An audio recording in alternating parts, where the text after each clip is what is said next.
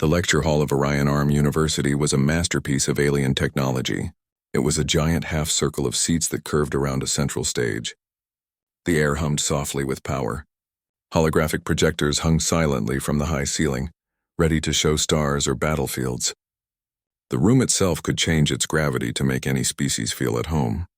Today, it was set to standard Earth normal. Students from many worlds filled the seats. There were tall, scaled Cathar with their yellow, slitted eyes. There were slender Virillians with skin that shimmered like oil on water. And there were humans, scattered among them, looking ordinary in their simple blue uniforms.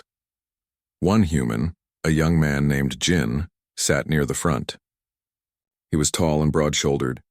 He carried himself with a confidence that was almost a challenge. He came from a wealthy family on Earth, and everyone knew it. He was good in his classes, strong in training, and he knew it. He liked the attention. Across the aisle, a young woman named Mina sat alone. She was new, a transfer student from a colony on the edge of known space. She was quiet and kept to herself. Her black hair was tied back simply. Her eyes, dark and calm, watched everything but gave nothing away. While others talked and laughed before class, she just sat, her datapad open, her fingers typing silently. The main door slid open with a whisper. Professor Vallis entered. He was a Cathar, an elder of his species. He stood on two powerful legs, his body covered in thick gray-green scales that clicked softly as he moved. His face was long, with a blunt snout and sharp teeth just visible when he spoke. He was a respected scholar, but he was also a former military commander. Everyone knew his class was difficult. Settle, his voice rasped, amplified by a device on his collar. The room fell silent instantly. Today, Professor Vallis began, a holographic star map blooming to life behind him. We continue our unit on physiological superiority. It is a key concept in understanding the power structures of our galaxy. The hologram zoomed in on a planet. A massive six-limbed creature roared silently, tearing a tree from the ground with ease. Species like the Grand, for example, Vallis continued, possess immense physical strength. Their dense muscle fiber makes them the galaxy's premier heavy laborers and shock troopers. They are, by design, built for power. The image changed to show a Virillian, moving with impossible grace through a complex obstacle course. Other species, the professor said, excel in agility and neural processing speed. The Virillian skeletal structure allows for movements that are frankly impossible for most mammals. Their reaction times are measured in microseconds. Jin shifted in his seat. He was growing restless. He had heard this kind of talk before. It always seemed to put humans in a lower category. The hologram now showed a Cathar warrior, its scales deflecting laser fire from a training drone. And my own species, Vallis said, a note of pride in his voice. The Cathar possess natural armor and a regenerative biology that allows us to survive in combat environments that would be fatal to others. Our teeth and claws are not just for show. We are evolution's perfect soldiers. He turned his gaze to the class, his yellow eyes sweeping over the students. The theory is simple. A species' potential for dominance is often written in its body. Its physical design dictates its role in the galactic community. Strength, armor, speed. These are measurable, tangible advantages. Jin's hand shot up. Professor Vallis paused. Cadet Jin, you have a question? It's not a question, Professor. It's a point, Jin said, standing up. He looked around, making sure everyone was listening. This theory feels like it's missing something. You talk about muscle and scales and speed, but what about will? What about the human spirit? We don't have claws or armor, but we've fought our way to the stars. We've survived. A few other human cadets nodded in agreement. Professor Vallis was silent for a moment. Cadet Jin, the human spirit is a frequently cited yet scientifically unquantifiable concept. It is noted in your species file. However, spirit does not stop a plasma bolt. Willpower does not stop a Grand's charge. Your history is indeed one of stubborn persistence, but in a direct physical confrontation, the advantages of other species are overwhelming. Your physical forms are, by galactic standards, notably fragile. The word fragile hung in the air. It was like a slap. Jin's face tightened. He felt he was not just being insulted, but all of humanity was being insulted. He had to prove the professor wrong. He had to show him. His eyes scanned the room, looking for a way to make his point. They landed on Mina. She was just sitting there, quiet as always, watching the exchange. She was small. She was quiet. She was the perfect example of what the professor thought was fragile. Jin saw his chance. "You're wrong, Professor," Jin said, his voice loud and clear. He pointed directly at Mina. "You see her?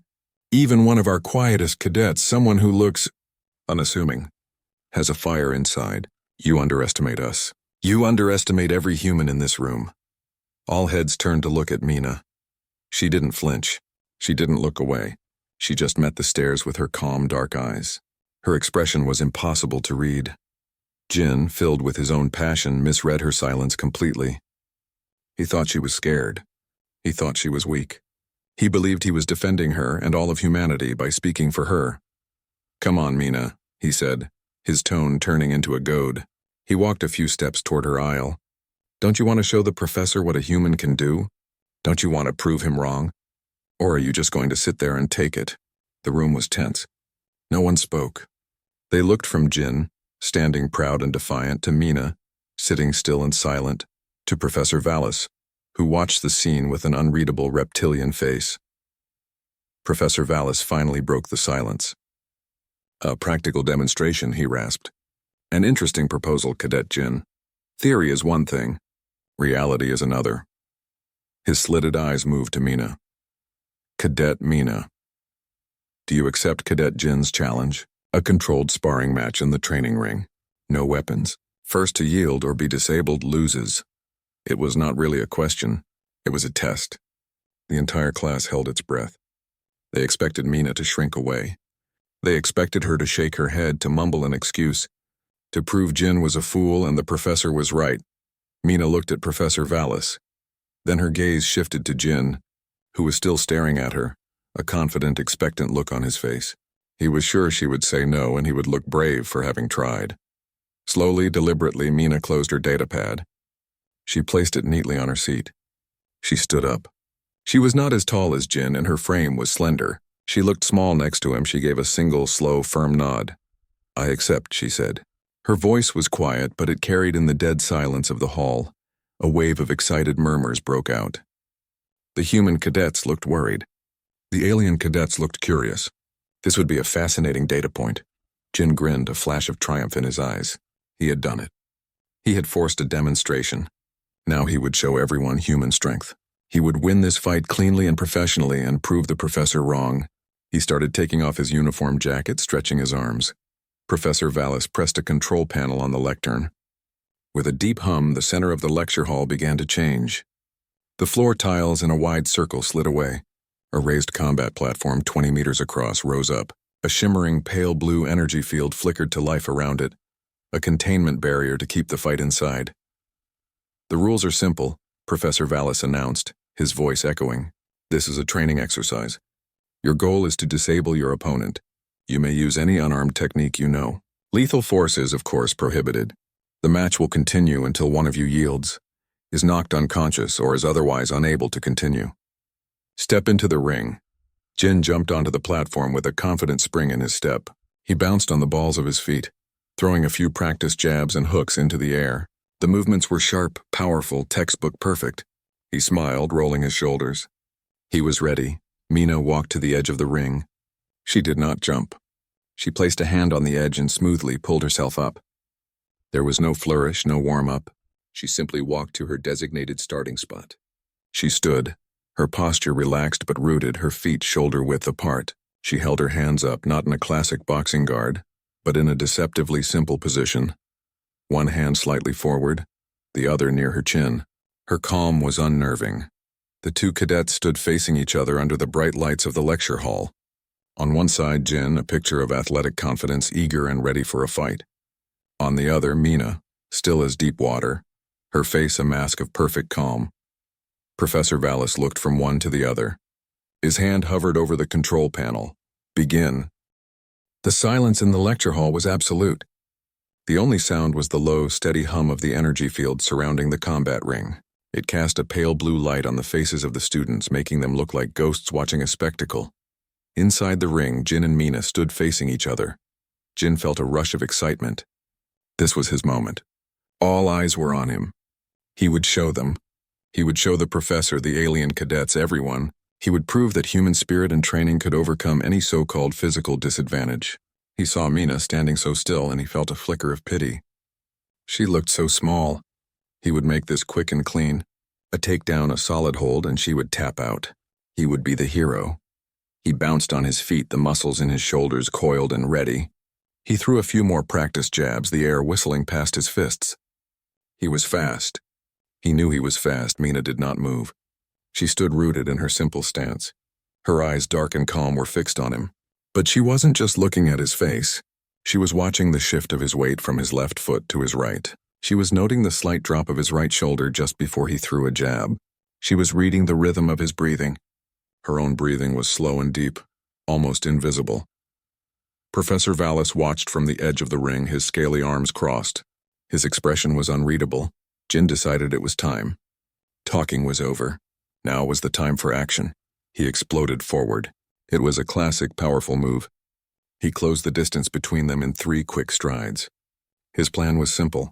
Use his greater weight and speed to overwhelm her, getting close where his strength would be the deciding factor. He feinted with his left hand, a quick movement meant to draw her guard. Then he threw his real attack, a powerful right hook aimed at the side of her head. It was a good punch, straight and strong. But even in his excitement, Jin remembered the rules. He pulled the punch at the very last second. He didn't want to knock her out cold. He just wanted to stun her, to show his dominance, to make her yield. The force of the pulled punch still stirred the air. The students gasped. It was going to be over already. Mina did not block. She did not try to dodge backwards. Such movements would have been what Jin's training had prepared him for. Instead, she moved in. It was a movement so small and efficient it was barely noticeable. As Jin's fist flew toward her, she simply turned her head a fraction. The powerful punch whistled past her ear, missing by a centimeter. The wind of it brushed against her hair. In that same instant, as Jin's body was extended and off balance from the missed punch, Mina acted. Her left hand, which had been held low, snapped upward. It was not a fist. It was an open palm. It was not aimed at a hard part of his jaw or nose. It struck the side of his head right over his ear with a sharp, crisp sound. It wasn't a knockout blow. It didn't have the power to break bone. But it was a shock, a disorienting, jarring impact. The sound exploded inside Jin's head. His balance disappeared for a critical moment. The world seemed to tilt. A ringing started in his ear, drowning out all other sound. He stumbled back, his eyes wide with shock and confusion. This wasn't supposed to happen. She wasn't supposed to be there. She was supposed to block or run. His training had no answer for this. This wasn't in the manuals. The class was dead silent now. The casual excitement was gone, replaced by a tense, watchful stillness. This was not the fight they had expected. Jin shook his head, trying to clear the ringing. Anger began to mix with his confusion. This was embarrassing. He had to end this now. He let out a frustrated yell and charged again, this time with less technique and more raw emotion. He swung wildly, a flurry of punches aimed at her face and body. Mina was like water. She flowed around his attacks. She didn't meet force with force. She used his own force against him. She shifted her body, letting a punch graze her shoulder instead of landing squarely. She deflected another with a forearm, redirecting its energy harmlessly away. She was always moving, always turning, never where he expected her to be. Her feet made almost no sound on the mat. Jin was breathing heavily now. His face was flushed. He was using all his energy, throwing powerful punches at a target that wasn't there. He felt like he was fighting a ghost. He tried to grab her. If he could just get his hands on her, his strength would decide the fight. He lunged forward, arms wide for a tackle. Mina saw the opening instantly. As he came in, she didn't retreat. She stepped forward to meet him, into the space his wide arms had created. Her right elbow drove forward like a piston, striking him squarely in the center of his chest, right on the solar plexus. It was a devastating blow. All the air rushed out of Jin's lungs with a loud, pained gasp. His charge stopped dead. He doubled over, his eyes bulging, fighting for a breath that wouldn't come. A terrible, suffocating pain locked his body. He was completely vulnerable. Mina did not pause. This was not a sport to her. This was about ending a threat. As he bent over, she brought her knee up. It was a short, brutal movement. It connected with the side of his leg, right at the knee joint. There was a sickening, muffled pop. Jin cried out, a strangled sound mixed with his struggle for air. His leg buckled underneath him. The pain from his knee was sharp and blinding. He collapsed onto the mat, clutching his leg with one hand and his chest with the other. He was on his knees, gasping like a fish out of water. The fight had lasted less than 30 seconds. The lecture hall was frozen. No one moved. No one spoke. They stared at the scene in the ring. Jin, the strong, confident cadet, was on his knees, broken and helpless. Mina stood over him, her posture still calm, her breathing even. Her face showed no anger, no triumph. It was as empty as it had been at the start. This was not a sparring match. It was a dismantling. It was a clinical, efficient, and brutal demonstration of something far removed from the honorable combat. The alien cadets understood. This was something raw. This was something primal. Jin looked up at her, his vision blurred by pain and tears of humiliation. The arrogance was gone, completely wiped from his face. In its place was pure animal fear. He was looking at her, but he wasn't seeing a fellow student anymore. He was seeing an end. He tried to speak. He tried to form the word that would stop this. Oh, wait. Yield, he grunted, the word barely a whisper through his ragged breaths. He expected her to stop. He expected her to step back, to let the professor call the match. That was the code. That was the rule. Mina looked down at him. Her eyes were cold. They held no pity. They held no recognition of his surrender. In her eyes, he was still a threat. A threat that was on the ground, but a threat that was not yet neutralized. She said nothing. In one final, horrifyingly fast motion, she stepped forward. Her right hand shot out. Her fingers were stiffened together, her hand like a blade. It was not aimed at his face or his body. It was aimed at his throat. She did not pull the strike. She stopped it. Her hand stopped a hair's breadth from his throat. The sharp tips of her fingers hovered just in front of his Adam's apple. The force of the halted blow stirred the air against his skin. He could feel the deadly intent like a physical coldness. The message was clear to everyone in the room. In a real fight, that strike would have landed. His windpipe would have been crushed. He would be on the ground, not gasping for air, but dying, suffocating in his own blood. She held the pose. She let him feel the proximity of his own death. She let the entire class absorb the final, terrifying truth of what had just happened. Time seemed to stop. The only movement was the slight tremble in Jin's body as he stared, paralyzed at the hand poised to kill him. Then, slowly, she retracted her hand. She lowered it to her side. She took a single, small step back. The spell was broken. Jin collapsed forward onto all fours, his body racked with coughs and tremors. He wasn't just beaten. He was broken. His body was in pain, but his spirit was shattered. The confidence, the pride, the arrogance, it was all gone, replaced by the hollow, chilling memory of how close he had come to the end. The energy field around the ring flickered and died. The hum ceased, returning the hall to an eerie silence. Professor Vallis uncrossed his arms. He looked at Mina, then at the broken form of Jin on the mat. His reptilian face showed no emotion, but his voice when he spoke was different. The condescension was gone. It was filled with a new, heavy respect, an illuminating demonstration, Cadet Mina. The silence in the lecture hall was thick and heavy. It was the kind of silence that comes after a loud noise when the air itself feels stunned. The low hum of the energy field was gone, and without it, the room felt dead. All eyes were fixed on the combat ring. Jin was on his hands and knees on the hard mat. His body shook with every ragged breath. He coughed, a wet, painful sound. The side of his head where her palm had struck still rang like a bell. His chest burned where her elbow had landed, and each breath was a sharp reminder of the blow. But the worst pain came from his knee. It was a hot, throbbing agony that made his vision blur. He could not put any weight on it. He kept his head down, unable to look at anyone. He was ashamed. The confidence he had felt just minutes before was gone.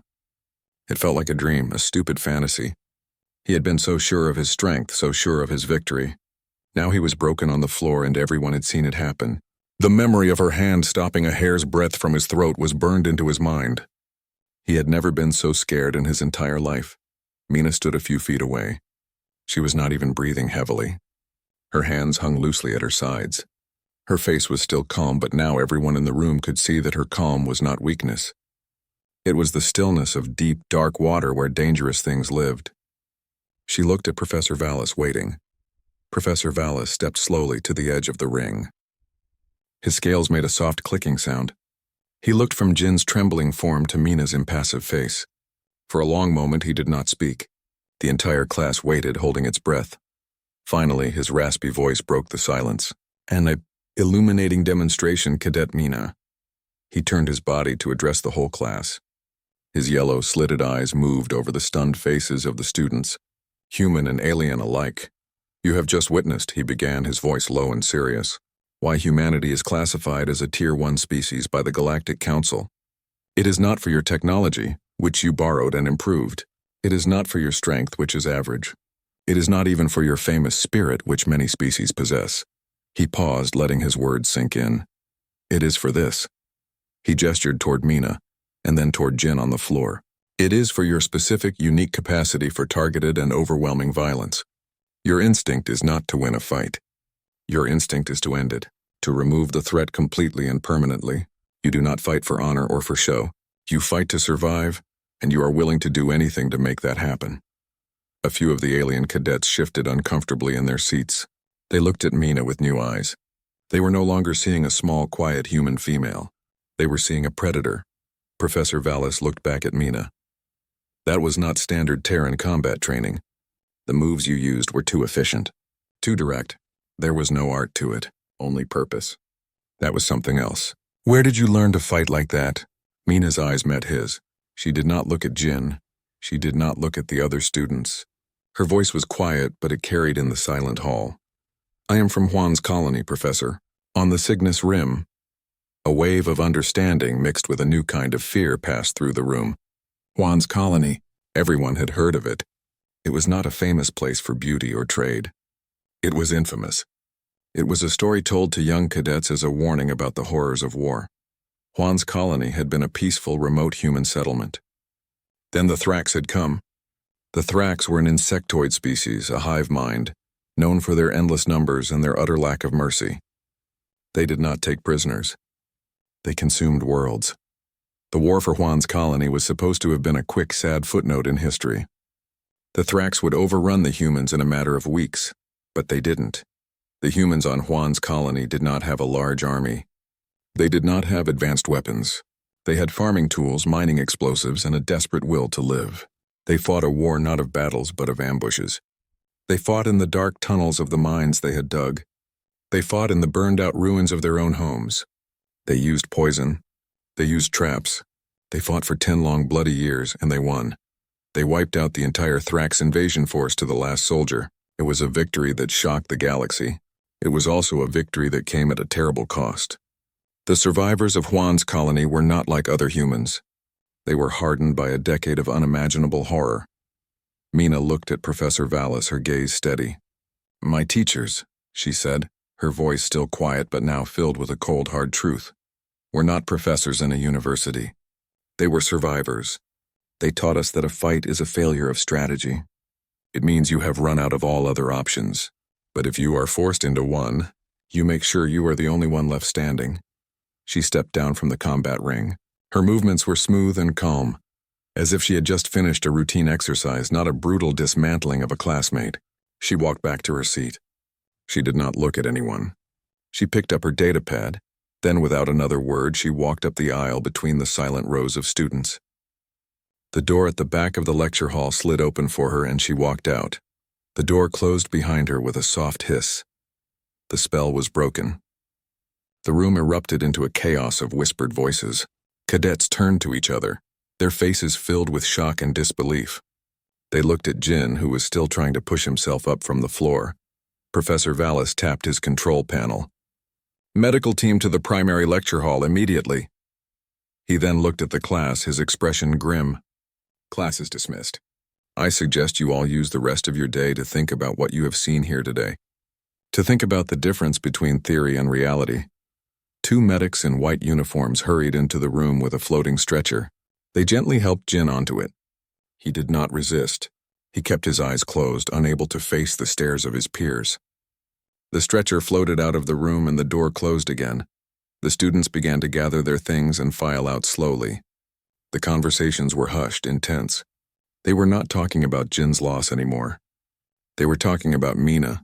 They were talking about Juan's colony. They were talking about the cold, terrifying look in her eyes when her hand stopped at Jin's throat. One of the human cadets, a friend of Jin's, turned to the Virillian student next to him. I didn't know, he stammered. I didn't know she was from there. The Virillian nodded, his oily skin shimmering under the lights. His voice was a whisper. Now you understand, he said. Now we all understand. Your species does not have claws or scales. You have something much, much worse inside you. In the now empty lecture hall, Professor Vallis stood alone by the combat ring. He looked at the spot where Mina had stood. He replayed the fight in his mind. The way she moved. The efficiency. The lack of emotion. It was not the fighting style of a soldier. It was the fighting style of a survivor. It was the style of someone who had learned that the only way to see another sunrise was to make sure your enemy did not. He had taught the theory of physiological superiority for 20 years. He had believed in it. But today, a quiet girl from a broken colony had shown him a new, terrifying variable in the equation. Humanity's greatest weapon was not their body. It was their mind.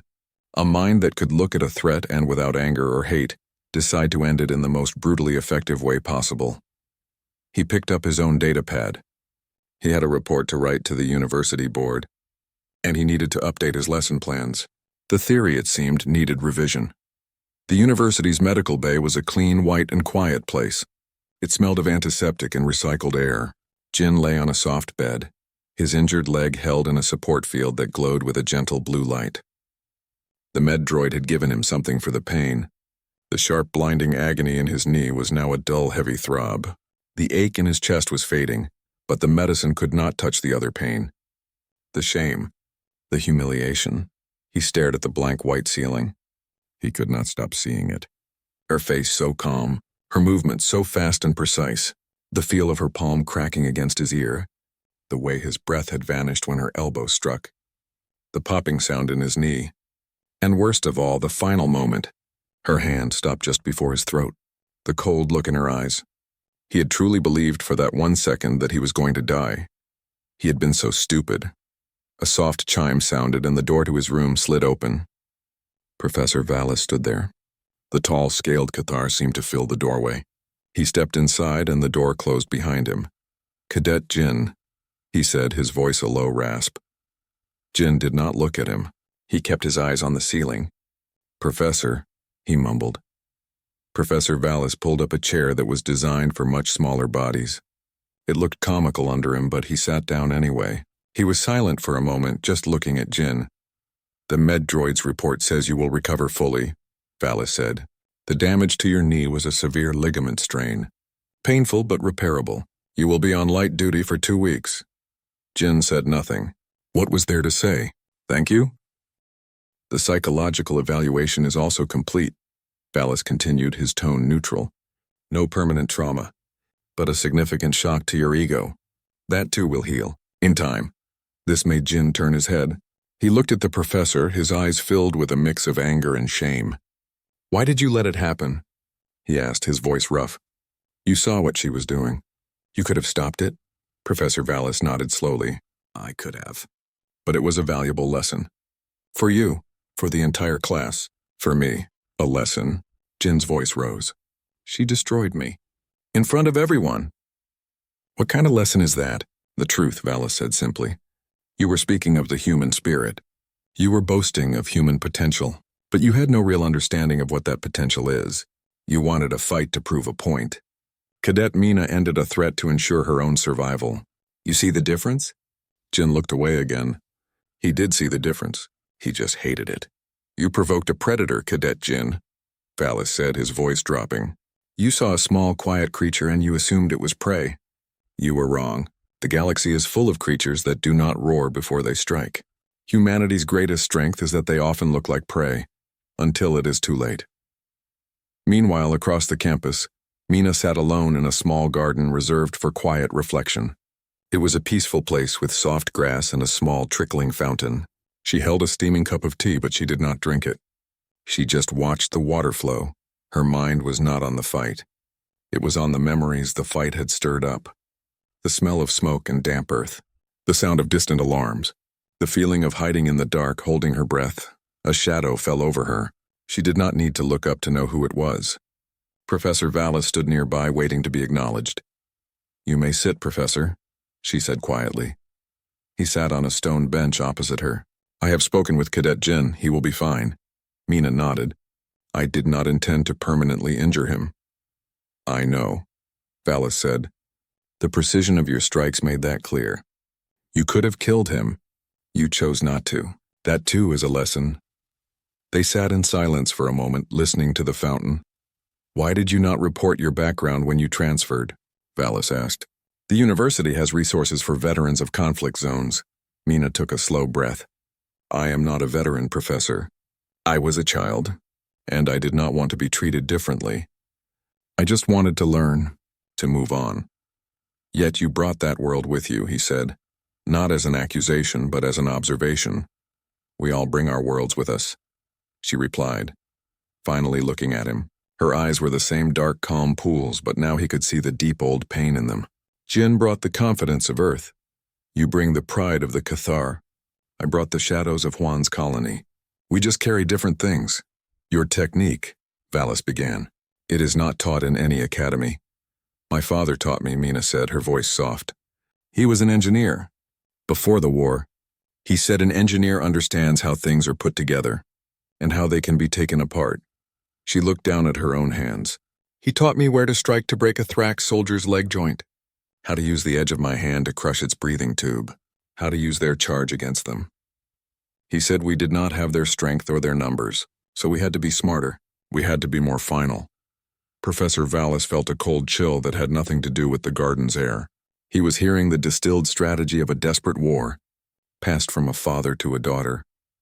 "The day the rescue fleet finally arrived," Mina continued, staring at the flowing water, "they found us living in the ruins. They saw what we had done to survive. They called us heroes, but they did not understand. They did not see the cost. They only saw that we had won." She finally took a sip of her tea. Jin wanted a story where the brave human stands up to the alien and wins through spirit and strength. "That is a good story." "It is a clean story," she put her cup down. "The story of Juan's colony is not a good story. It is a story of people who did terrible, brutal things because the only other choice was to die.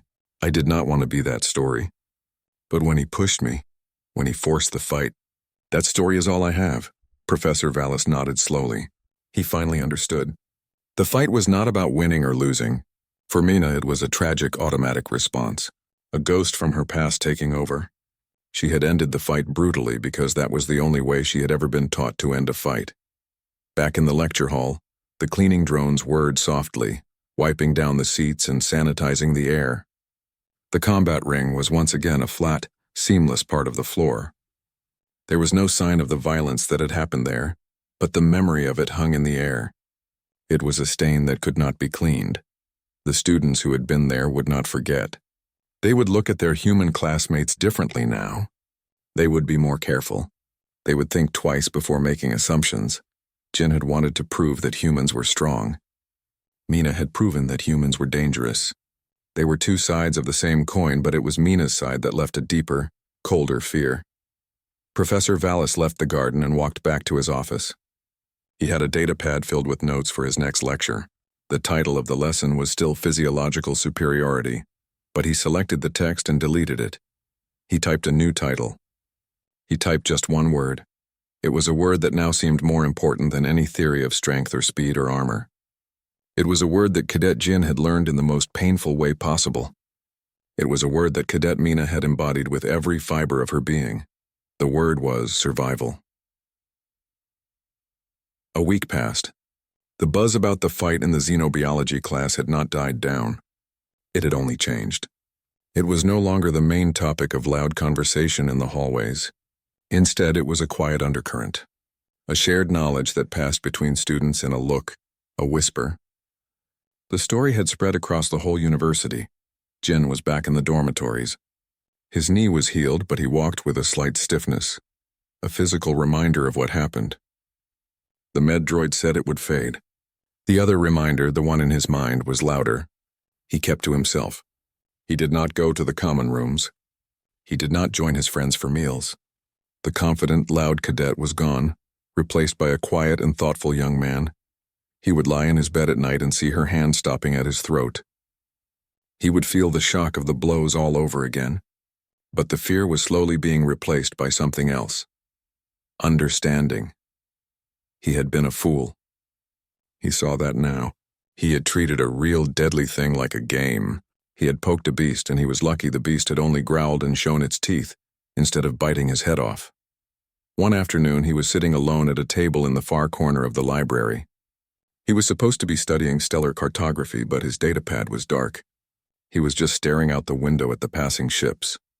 He saw a familiar figure walking across the grassy quadrangle below. It was Mina. She was carrying a stack of data chips, probably heading to an study room. She walked with the same quiet purpose she always had. Jin watched her. He felt a tightness in his chest. It wasn't anger anymore. It was a complicated mix of shame, respect, and a little fear. He knew what he had to do. He had been avoiding it, but he couldn't anymore. He stood up, his knee protesting with a dull ache. He left his things on the table and walked out of the library. He took the lift down to the ground floor and stepped out into the cool air. He saw Mina about to enter the Advanced Sciences building. "Mina," he called out. His voice was not loud, but it carried. She stopped.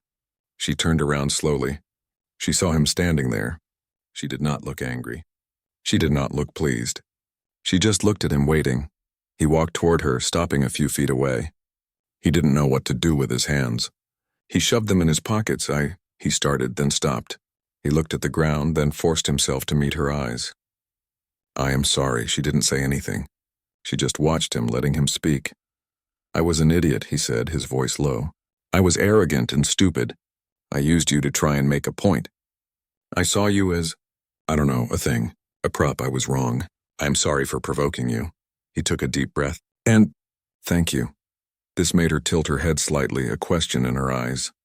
"You stopped," Jin said, the memory making his skin go cold. "At the end. You could have, but you didn't. Thank you for that." Mina was silent for a long moment. The sounds of the university continued around them, students talking, ships humming in the distance. It felt like they were in their own little bubble. "I am also sorry," she said finally. Her voice was quiet. "I did not want that to happen. I do not like to fight. When you pushed me, the training, it just happens. It is automatic. It is like a switch flips. I cannot think about anything else except ending the threat." Jin nodded. He understood now. It wasn't personal. It was deeper than that. It was instinct. "I heard about Juan's colony," he said softly. "I looked it up. I can't even imagine." "You do not need to imagine," Mina replied. "It is better if you don't. I am glad you cannot imagine it." She looked at the building behind him, her gaze distant for a second. "I came here to learn how to build things. My father was an engineer. He wanted me to build things too, not just know how to break them." Jin felt a sudden, sharp pity for her. He had been worried about his pride. She carried the weight of a whole broken world. He hesitated. "Can we start over?" "Not as whatever that was, but as cadets? As classmates?" Mina looked at him. She really looked at him, perhaps for the first time. She saw the shame in his eyes, but also the sincerity. She saw that the arrogance was gone. He was just a young man who had learned a very hard, very painful lesson. She gave a small, almost imperceptible nod. "Yes," she said. "We can." A feeling of relief washed over Jin. It was like a weight had been lifted from his chest. He hadn't realized how much he needed to hear that. "Okay," he said. "Good, okay." He didn't know what else to say. He gestured vaguely back toward the library. "I should get back to studying." Mina nodded again. "I have a lab session." She turned to go into the building. Just as she was about to push the door open, she paused and looked back at him. "Jin," she said. He stopped. "Yes? The next time you want to prove a point about humanity," she said, her tone not unkind but firm, "maybe try using your words." A small, wry smile touched Jin's lips for the first time in a week. It felt strange on his face. "Yeah," he said. "Words, I can do that." She went inside and the door closed behind her. Jin stood there for a minute, breathing in the cool air. The sun felt warm on his skin. The tightness in his chest was gone. He looked around at the campus, at the students walking by. They were all carrying their own worlds with them. Their own fears, their own strengths, their own stories. He walked back to the library. He felt different, lighter. He had learned more in that one fight than in all his other classes combined. He had learned about the cost of arrogance. He had learned that strength comes in many forms, and the most dangerous kind is often the one you don't see coming. Most of all, he had learned the true meaning of a word he had only ever understood in theory. A word that Professor Vallis was now building his entire class around: survival. It wasn't about being the strongest. It was about being the last one standing, and sometimes that meant knowing when not to fight at all. He sat back down at his table, picked up his datapad, and started to study. He had a lot of catching up to do.